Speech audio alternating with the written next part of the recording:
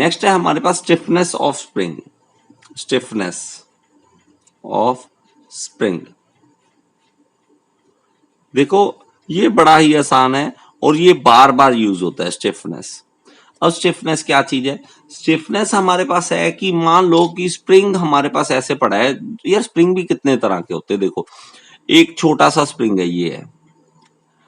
आप इसको मान लो कि 1 mm हिलाना चाहते हो, ठीक है, और ये है पेन के अंदर डाले वाला स्प्रिंग। पेन के अंदर जब डालने वाला स्प्रिंग होता है तो उसको हम ना अपने थंब की ताकत से, अंगूठे की ताकत से ही दबा देते हैं। तो मान लेते हैं चलो कि वो 10 न्यूटन से ये दब गया 1 mm। लेकिन हमारे पास दूसरी साइड एक स्प्रिंग पड़ा था, जो ट्रेन होती है ना, ट्रेन में बड़े बड़े स्प्रिंग लगे होते हैं, वो वाला था, इस तरह से था।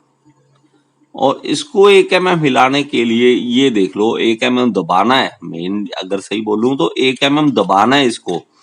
तो 1 mm दबाने के लिए ऊपर से कितना लोड डालना पड़ता है?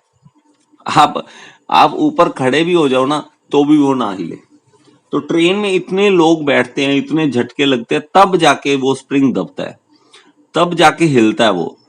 तो आप सोचो उसमें थाउजेंड्स ऑफ न्यूटन, ठीक है। मैं एक ऐसी रफ इसमें आपस में देखूं कंपैरिजन करके, अगर मान लो ये 10 है तो ये 10,000 होगा, 10,000 न्यूटन होगा, तब जाके वो 1 mm हिलेगा, तब जाके 1 mm हिलेगा। समझ रहे?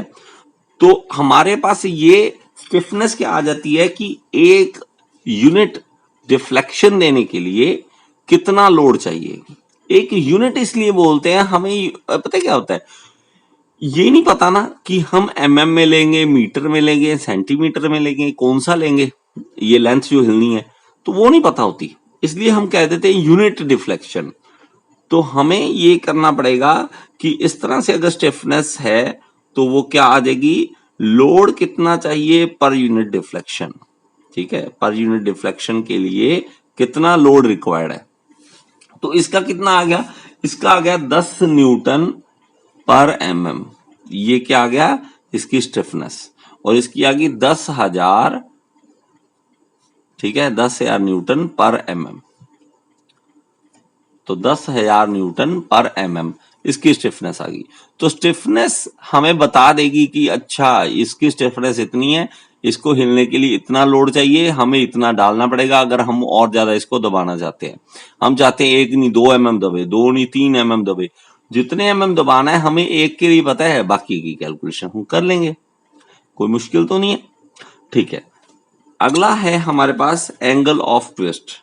एंगल ऑफ ट्विस्ट, देखिए जब हम किसी स्प्रिंग को दबाते हैं तो वो एक ना एंगल घूम जाता है। स्प्रिंग को मान लो हम दबाते हैं तो ये एक एंगल मूव कर जाएगा, जितना वो एंगल मूव कर जाएगा उसको हम कहेंगे एंगल ऑफ ट्विस्ट, ठीक है। जैसे हमने शाफ्ट वाले केस में भी पढ़ा हुआ है, टॉर्जन वाले केस में, कि जब हम उसको घुमाते हैं तो वो एक एंगल ट्विस्ट कर जाता है, वो कितना एंगल ट्विस्ट कर जाता है, तो उसको हम कहते हैं एंगल ऑफ ट्विस्ट। नेक्स्ट है हमारे पास रिजाइलेंस। रिजाइलेंस ये सबसे मेन आ जाता है, एक तो आ जाता है देखिए हमारे पास सबसे मेन है स्टिफनेस, और दूसरा है हमारे पास रिजाइलेंस। इसको समझना बड़ा इजी है और जरूरी है, ठीक है। रिजाइलेंस, अब हमें चाहिए स्प्रिंग की, वो ये देखो सबसे आम सी एग्जांपल जो घरों में होती है ना, वो होती है गेट जो हम खोलते हैं ना, स्प्रिंग वाला जो लगा होता है, गेट क्लोजर जिसे हम कहते हैं। तो स्प्रिंग वो अलग अलग तरह का होता है। अगर बहुत ही ज्यादा हार्ड अगर लगा दे स्प्रिंग तो उसे पहले खोलने में ताकत लग जाएगी, हम उसे खोलेंगे तो हमें हमारी फोर्स जो है वो लगेगी उसको खोलने में। हम दरवाजा खोलते हैं, एक्चुअली हम स्प्रिंग को खींच रहे होते हैं, हमारी ताकत जो है वो, हमारी एनर्जी जो है वो सारी की सारी स्प्रिंग के अंदर चली जाती है। जब स्प्रिंग वापस खुलता है, ठीक है, अलग अलग तरह के, अगर कंप्रेशन वाला है या टेंसाइल वाला, वो स्प्रिंग डिपेंड करेगा हम कौन सा लगा रहे हैं। अगर मान लो वहां पे स्प्रिंग जो है कंप्रेशन वाला है, हम जब उसको खोल रहे हैं दरवाजे को तो वो खुल रहा है, सारी जो एनर्जी है वो सारी स्प्रिंग के अंदर चली जाती है, ठीक है।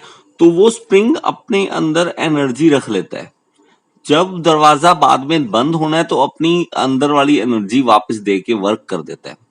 तो हमने वर्क करके स्प्रिंग के अंदर एनर्जी दे दी और एनर्जी ने वर्क करके वापस दे दी, ठीक है।